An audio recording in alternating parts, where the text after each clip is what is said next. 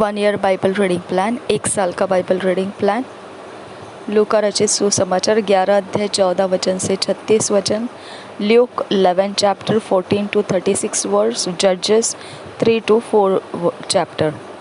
और लूका रचित सुसमाचार 11 अध्याय 14 वचन से 36 वचन और न्यायों की पुस्तक 3 और 4 अध्याय। हम पढ़ेंगे इंग्लिश में, जब पढ़ेंगे तो किंग्स जेम्स वर्शन में से पढ़ेंगे, हिंदी में जब पढ़ेंगे तो BSI बाइबल में से पढ़ेंगे। ल्यूक 11:14 वर्स से 36 verse. And he was casting out a devil, and it was dumb. And it came to pass, when the devil was gone out, the dumb spake, and the people wondered. But some of them said, He casteth out devils through Beelzebub, the chief of the devils. And others, tempting him, sought of him a sign from heaven. But he, knowing their thoughts, said unto them, Every kingdom divided against itself is brought to desolation, and a house divided against a house falleth. If Satan also be divided against himself, how shall his kingdom stand? Because ye say that I cast out devils through Beelzebub. And if I by Beelzebub cast out devils, by whom do your sons cast them out? Therefore shall they be your judges. But if I with the finger of God cast out devils, no doubt the kingdom of God is come upon you. When a strong man armed keepeth his palace, his goods are in peace. But when a stronger than he shall come upon him and overcome him, he taketh from him all his armor wherein he trusteth, and divideth his spoils. He that is not with me is against me, and he that gathereth not with me scattereth. When the unclean spirit is gone out of a man, he walketh through dry places seeking rest, and finding none, he saith, I will return unto my house whence I came out. And when he cometh, he findeth it swept and garnished. Then goeth he and taketh to him 7 other spirits more wicked than himself, and they enter in and dwell there. And the last state of that man is worse than the first. And it came to pass, as he spake these things, a certain woman of the company lifted up her voice, and said unto him, Blessed is the womb that bare thee, and the paps which thou hast sucked. But he said, Yea, rather, blessed are they that hear the word of God and keep it. And when the people were gathered thick together, he began to say, This is an evil generation. They seek a sign, and there shall be no sign be given it, but the sign of Jonas the prophet. For as Jonas was a sign unto the Ninevites, so shall also the Son of Man be to this generation. The queen of the south shall rise up in the judgment with the men of this generation, and condemn them. For she came from the utmost parts of the earth to hear the wisdom of Solomon. And behold, a greater than Solomon is here. The men of Nineveh shall rise up in the judgment with this generation, and shall condemn it. For they repented at the preaching of Jonas, and behold, a greater than Jonas is here. No man, when he hath lighted a candle, putteth it in a secret place, neither under a bushel, but on a candlestick, that they which come in may see the light. The light of the body is the eye. Therefore, when thine eye is single, thy whole body also is full of light. But when thine eye is evil, thy body also is full of darkness. Take heed therefore that the light which is in thee be not darkness. If thy whole body therefore be full of light, having no part dark, the whole shall be full of light, as when the bright shining of a candle doeth give them light.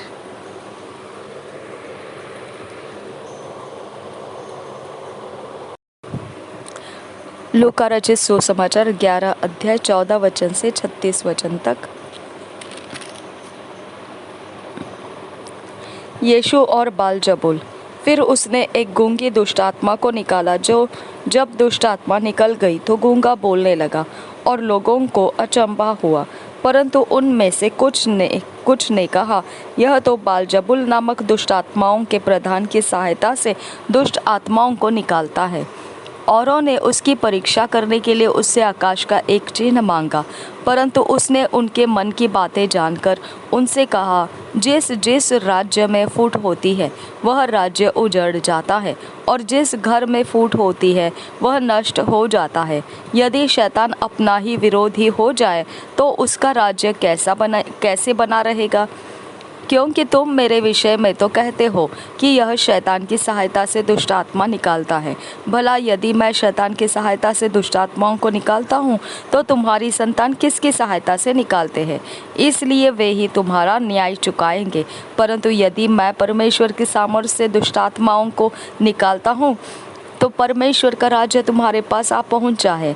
जब बलवंत मनुष्य हथियार बांधे हुए अपने घर को रखवाली करता है तो उसकी संपत्ति बची रहती है, पर जब उससे बढ़कर कोई और बलवंत चढ़ाई करके उसे जीत लेता है तो उसके वे हथियार जिन पर उसका भरोसा था छीन लेता है और उसकी संपत्ति लूट कर बांट देता है।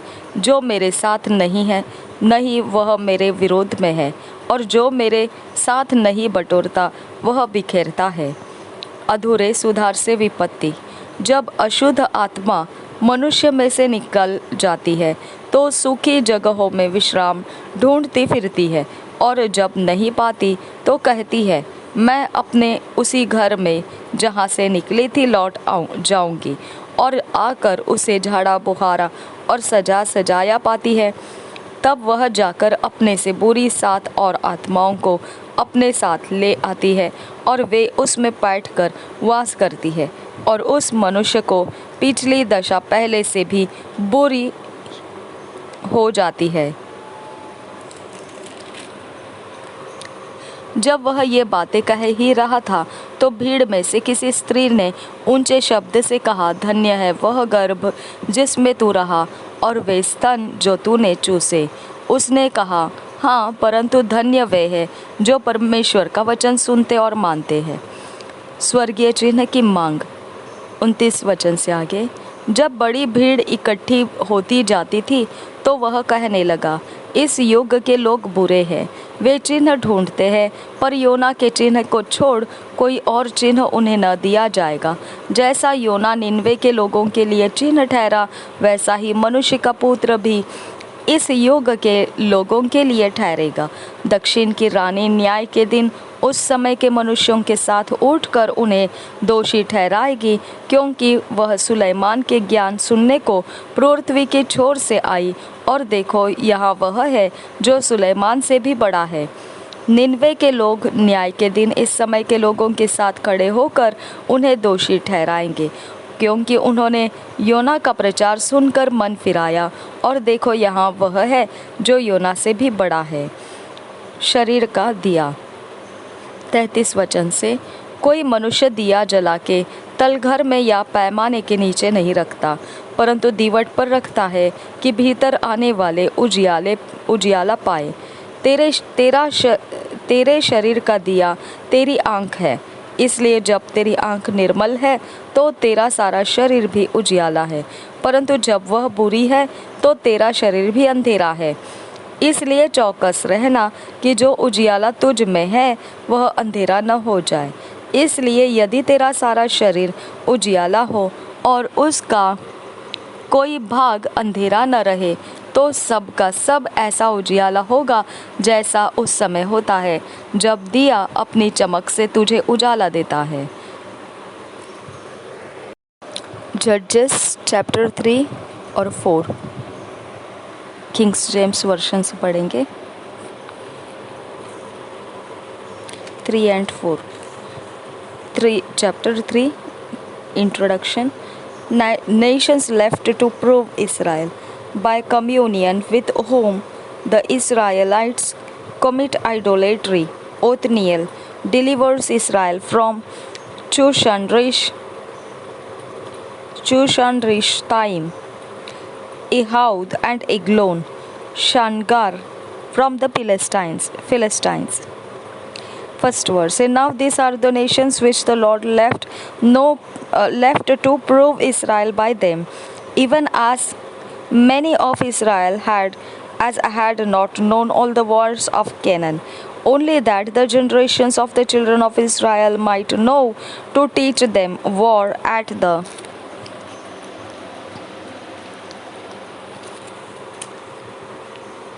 least, such as before knew nothing thereof, namely 5 lords of the Philistines, and all the Canaanites, and the Sidonians, and the Hivites that dwelt in Mount Lebanon, from Mount Baal-Hermon unto the entering in of Hamath. And they were to prove Israel by them, to know whether they would hearken unto the commandments of the Lord, which he commanded their fathers by the hand of Moses. And the children of Israel dwelt among the Canaanites, Hittites, and Amorites, and Perizzites, and Hivites, and Jebusites. And they took their daughters to be their wives, and gave their daughters to their sons, and served their gods. And the children of Israel did evil in the sight of the Lord, and forget the Lord their God, and served Baalim, and the groves. Therefore the anger of the Lord was hot against Israel, and he sold them into the hand of Chushan-Rishathaim, king of Mesopotamia. And the children of Israel served Chushan-Rishathaim 8 years. And when the children of Israel cried unto the Lord raised up a deliverer to the children of Israel, who delivered them. Thank you, Jesus. Even Othniel, the son of Kenaz, Caleb's younger brother, and the Spirit of the Lord came upon him, and he judged Israel, and went out to war. And the Lord delivered Chushan-Rishathaim, the king of Mesopotamia, into his hand. And his hand prevailed against Chushan-Rishathaim. And the land had rest 40 years, and Othniel, the son of Kenaz, died.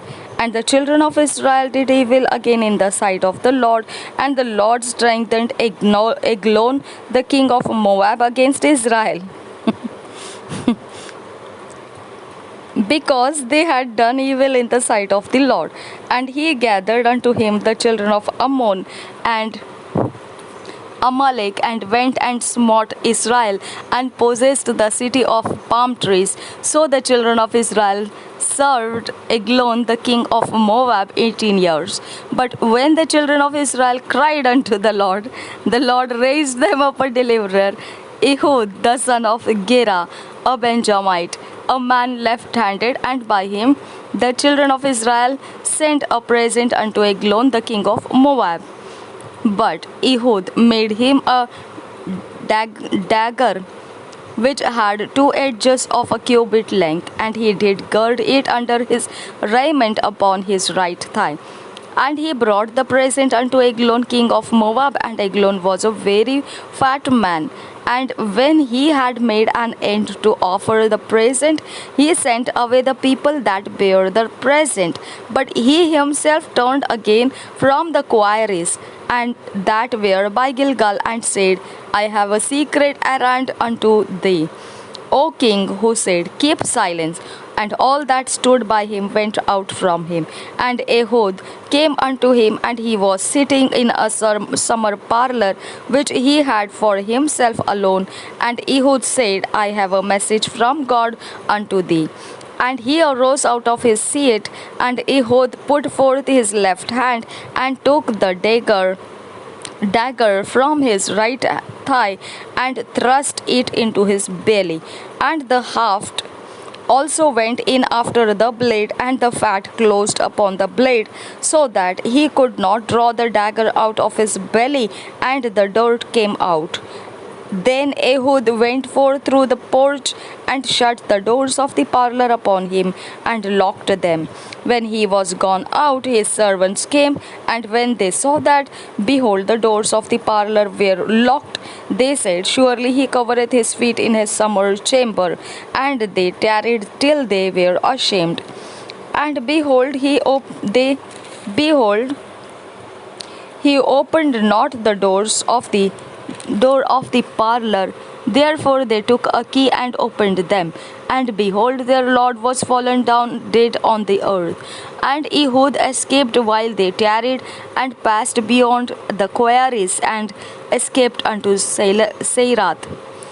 And it came to pass, when he was come, that he blew a trumpet in the mountain of Ephraim, and the children of Israel went down with him from the mount, and he before them.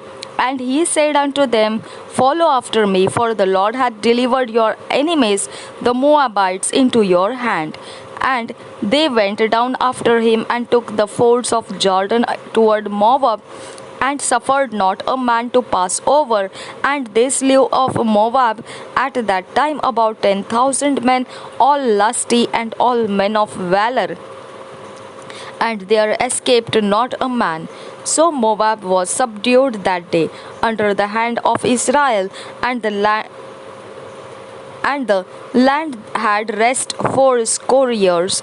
And after him was Shamgar the son of Anath, which slew of the Philistines 600 men with an ox goad, and he also delivered Israel. Chapter 4. Deborah and Barak deliver Israel from Jabin and Sisera.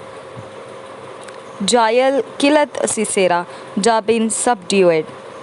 First verse. And the children of Israel again did evil in the sight of the Lord when Ehud was dead. And the Lord sold them into the hand of Jabin, king of Canaan, that reigned in Hazor. The captain of whose host was Sirah, which dwelt in Harosheth of the Gentiles. And the children of Israel cried unto the Lord, for he had 900 chariots of iron, and 20 years he mightily oppressed the children of Israel. And Deborah, a prophetess, the wife of Lepidoth, she judged Israel at that time. And she dwelt under the palm tree of Deborah between Ramah and Bethel in Mount Ephraim. And the children of Israel came up to her for judgment. And she sent and called Barak the son of Abinoam out of Kadesh Naphtali, and said unto him, Hath not the Lord God of Israel commanded, saying, Go and draw toward Mount Tabor, and take with thee 10,000 men of the children of Naphtali, and of the children of Zebulun? And I will draw unto thee to the river Kishon Sisera, the captain of Jabin's army, with his chariots and his multitude, and I will deliver him into thine hand. And Barak said unto her, If thou wilt go with me, then I will go. But if thou wilt not go with me, then I will not go. And she said, I will surely go with thee, notwithstanding the journey that thou takest shall not be for thine honor, for the Lord shall sell Sisera into the hand of a woman. And Deborah arose and went with Barak to Kadesh. And Barak called Zebulun and Naphtali to Kadesh, and he went up with 10,000 men at his feet, and Deborah went up with him. Now Heber and Kenite, which was of the children of Hobab, the father-in-law of Moses, and had severed himself from the Kenites, and pitched his tent unto the plain of Zanaim, which is by Kadesh. And they shewed Sisera that Barak the son of Abinoam was gone up to Mount Tabor, and Shira gathered together all his chariots, even 900 chariots of iron, and all the people that were with him from Harosheth of the Gentiles unto the river of Kishon. And Deborah said unto Barak, Up, for this is the day in which the Lord had delivered Sisera into thine hand. Is not the Lord gone out before thee? So Barak went down from Mount Tabor, and 10,000 men after him. And the Lord discomfited Sisera and all his chariots and all his host with the edge of the sword before Barak, so that Sisera lighted down off his chariot and fled away in his feet. But Barak pursued after the chariots and after the lust unto Harosheth of the Gentiles, and all the lust of Sisera fell upon the edge of the sword, and there was not a man left. Howbeit Sisera fled away on his feet to the tent of Jael, the wife of Heber the Kenite. For there was peace between Jabin, the king of Hazor, and the house of Heber the Kenite. And Jael went out to meet Sisera, and said unto him, Turmaim, my lord, turn into me, fear not.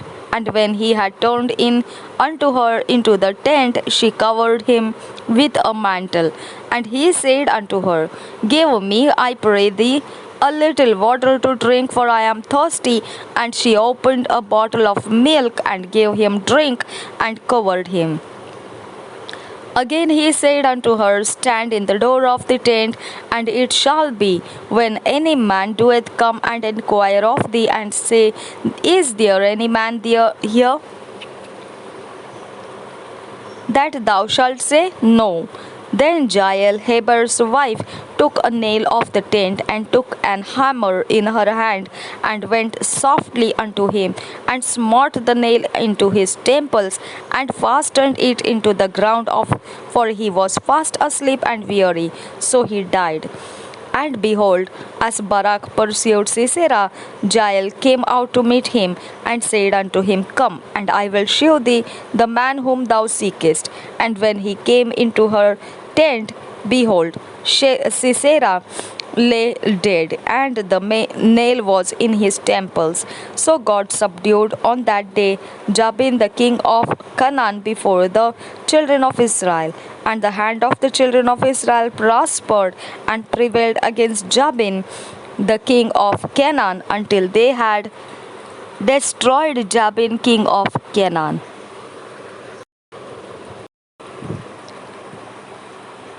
न्यायों की पुस्तक 3 अध्याय पहले वचन से। कनान देश में रह गई जातियाँ। इसराइलियों में से जितने कनान में की लड़ाइयों में भागी न हुए थे, उन्हें परखने के लिए यहोवा ने इन जातियों को देश में इसलिए रहने दिया कि पीढ़ी पीढ़ी के इसराइलियों में से के जो लड़ाई को पहले न जानते थे वे सीखें और जान ले, अर्थात पांचों सरदारों समेत पलिश्तियों और सब कनानियों और सिदोनियों और बाल हेरमोन नामक पहाड़ से लेकर हमात की तराई तक लबानोन पर्वत में रहने वाले हिब्बियों को ये इसलिए रहने पाए कि जिनके द्वारा इसराइलियों की इस बात में परीक्षा हो कि जो आज्ञा यहोवा ने मूसा के द्वारा उनके पूर्वजों को दी थी उन्हें वे मानेंगे या नहीं। इसलिए इसराइल कनानियों, हित्तियों, एमोरियों, परिज्जियों, हिब्बियों और यबूसियों के बीच में बस गए। तब वे उनकी बेटियां विवाह में लेने लगे और अपनी बेटियां उनके बेटों को विवाह में देने लगे और उनके देवताओं को भी उपासना करने लगे। ओतनियल का चरित्र। इस प्रकार इसराइलियों ने यहोवा की दृष्टि में बुरा किया और अपने परमेश्वर यहोवा को भुलाकर बाल नामक देवताओं और अशेरा नामक देवियों की उपासना करने लग गए। तब यहोवा का क्रोध इसराइलियों पर भड़का और उसने उनको अरम नहरेम के राजा कुशन रिशआइताइम के अधीन कर दिया। इसलिए इसराइली 8 वर्ष तक कुशन रिशआइताइम के अधीन रहे। तब इसराइलियों ने यहोवा की दुहाई दी और उसने इसराइलियों के छुटकारे के लिए कालेब के छोटे भाई ओत्नीएल नामक कनजी के पुत्र को ठहराया और उसने उनको छुड़ाया। उसमें यहोवा का आत्मा समाया और वह इसराइलियों का न्यायी बन गया और लड़ने को निकला। और यहोवा ने अराम के राजा कुशन रिशआताइम को उसके हाथ में कर दिया और वह कुशन रिशआताइम पर जयवंत हुआ। तब 40 वर्ष तक देश में शांति बनी रही। तब कनजी का पुत्र ओत्नीएल मर गया। एहूद का चरित्र। तब इसराइलियों ने फिर यहोवा की दृष्टि में बुरा किया और यहोवा ने मोवाब के राजा एग्लोन को इसराइल पर प्रबल किया, क्योंकि उन्होंने यहोवा की दृष्टि में बुरा किया था। इसलिए उसने अम्मोनियों और अमालेकियों को अपने पास इकट्ठा किया और जाकर इसराइल को मार लिया और खजूर वाले नगर को अपने वश में कर लिया। तब इसराइली 18 वर्ष तक मोआब के राजा एग्लोन के अधीन रहे। फिर इसराइलियों ने यहोवा की दुहाई दी और उसने गेरा के पुत्र एहूद नामक एक बिन्यामीनी को उनका छुड़ाने वाला ठहराया। वह बेहत्ता था। इसराइलियों ने उसी के हाथ से मोआब के राजा एग्लोन के पास कुछ भेंट भेजी। एहूदा ने हाथ भर लंबी एक दोधारी तलवार बनवाई थी और उसको अपने वस्त्र के नीचे दाहिने जांघ पर लटका लिया। तब वह उस भेंट को मोआब के राजा एग्लोन के पास, जो बड़ा मोटा पुरुष था, ले गया। जब वह भेंट को दे चुका तब भेंट के लाने वाले को विदा किया, परंतु वह आप गिलगाल के निकट की खुदी हुई मूर्तों के पास लौट गया और एग्लोन के पास कहला भेजा, हे राजा, मुझे तुझसे एक भेद की बात कहनी है। तब राजा ने कहा, थोड़ी देर के लिए बाहर जाओ। तब जितने लोग उसके पास उपस्थित थे वे सब बाहर चले गए। तब एहूद उसके पास गया। वह तो अपनी एक हवादार अटारी में अकेला बैठा था। एहूद ने कहा, परमेश्वर की ओर से मुझे तुझसे एक बात कहनी है। तब वह गद्दी पर से उठ खड़ा हुआ। इतने में एहूद ने अपना बायां हाथ बढ़ाकर अपनी दाहिनी जांघ पर से तलवार खींचकर उसकी तोंद में घुसेड़ दी और फल के पीछे मुठ भी पैठ गई और फल चर्बी में धंसा रहा, क्योंकि उसने तलवार को उसकी तोंद में से न निकाला, वरन वह उसके आर पार निकल गई।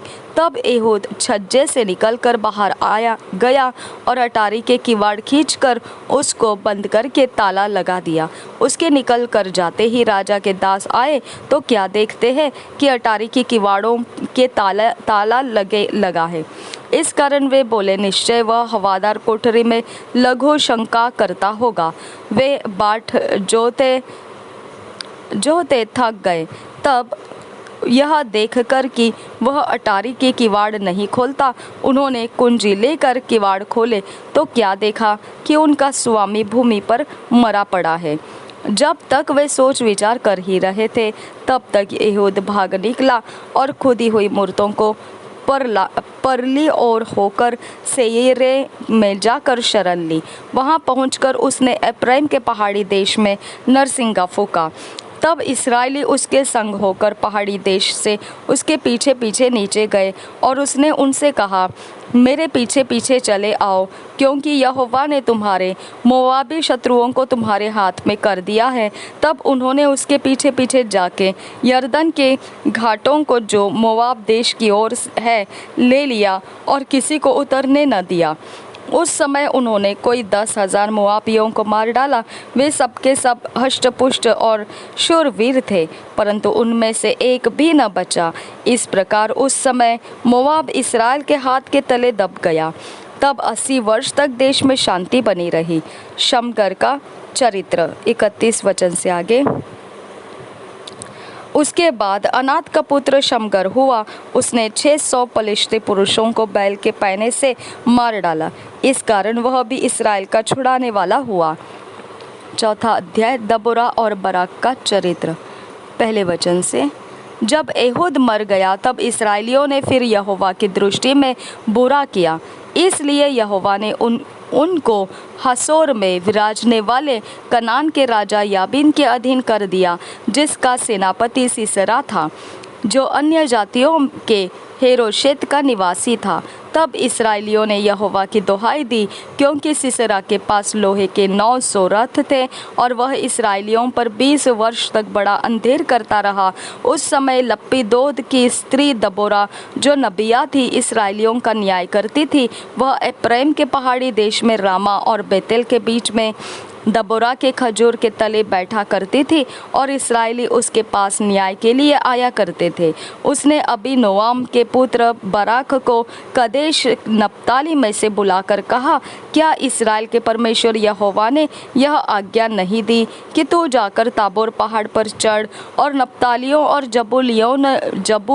जबूलूनियों में के 10,000 पुरुष को संग ले जा। तब मैं याबीन के सेनापति सीसरा को रथों और भीड़ भाड़ समेत किशोन नदी तक तेरी ओर खींच ले आऊँगा और उसको तेरे हाथ में कर दूँगा। बराक ने उससे कहा, यदि तू मेरे संग चलेगी तो मैं जाऊँगा, नहीं तो नहीं जाऊँगा। उसने कहा, निसंदेह मैं तेरे संग चलूँगी, तो भी इस यात्रा से तेरी कुछ बड़ाई न होगी, क्योंकि यहोवा सीसरा की एक स्त्री के अधीन कर देगा। तब दबोरा उठकर बराक के संग कदेश को गई। तब बराक ने जबूलून और नप्ताली के लोगों को कदेश में बुलवा लिया और उसके पीछे 10,000 पुरुष चढ़ गए और दबोरा उसके संग चढ़ गई। हेबेर नामक केनी ने उन केनियों में से जो मूसा के साले होबाब के वंश के थे अपने को अलग करके के देश के पास के सानन्निम के बांज वृक्ष तक जाकर अपना डेरा वहीं डाला था। जब सीसरा को यह समाचार मिला कि अबीनोअम का पुत्र बराक ताबोर पहाड़ पर चढ़ गया है, तब सीसरा ने अपने सब रथ, जो लोहे के 900 रथ थे, और अपने संग की सारी सेना को अन्य जातियों के हेरोशेत से किशोन नदी पर बुलवाया। तब दबोरा ने बराक से कहा, उठ, क्योंकि आज वह दिन है जिसमें यहोवा सीसरा को तेरे हाथ में कर देगा। क्या यहोवा तेरे आगे नहीं निकला है? इस पर बाराक और उसके पीछे पीछे 10,000 पुरुष ताबोर पहाड़ से उतर पड़े। तब यहोवा ने सारे रथों वरन सारी सेना समेत सीसरा को तलवार से बराक के सामने घबरा दिया, और सीसरा रथ पर से उतरकर पाँव पाँव भाग चला। और बराक ने अन्य जातियों के हरोशेत तक रथों और सेना का पीछा किया, और तलवार से सीसरा की सारी सेना नष्ट की गई और एक भी मनुष्य न बचा। परंतु सीसरा पाँव पाँव हेबेर केनी की स्त्री याएल के डेरे को भाग गया, क्योंकि हम हासोर के राजा याबीन और हेबेर केनी में मेल था। तब याएल सीसरा से भेंट के लिए निकलकर उससे कहने लगी, हे मेरे प्रभु, आ मेरे पास आ और न डर। तब वह उसके पास डेरे में गया और उसने उसके ऊपर कंबल डाल दिया। तब सीसरा ने उससे कहा, मुझे प्यास लगी है, मुझे थोड़ा पानी पिला। तब उसने दूध की कुप्पी खोलकर उसे दूध पिलाया और उसको ओढ़ा दिया। तब उसने उससे कहा, डेरे के द्वार पर खड़ी रहे, और यदि कोई आकर तुझसे पूछे, यहाँ कोई पुरुष है, तब कहना, कोई भी नहीं। इसके बाद हेबेर की स्त्री याएल ने डेरे की एक खूंटी ली और अपने हाथ में एक हथौड़ा भी लिया, और दबे पांव उसके पास जाकर खूंटी को उसकी कनपट्टी में ऐसा ठोक दिया कि खूंटी पार होकर भूमि में धंस गई। वह तो थका था ही, इसीलिए गहरी नींद में सो रहा था, अतः वह मर गया।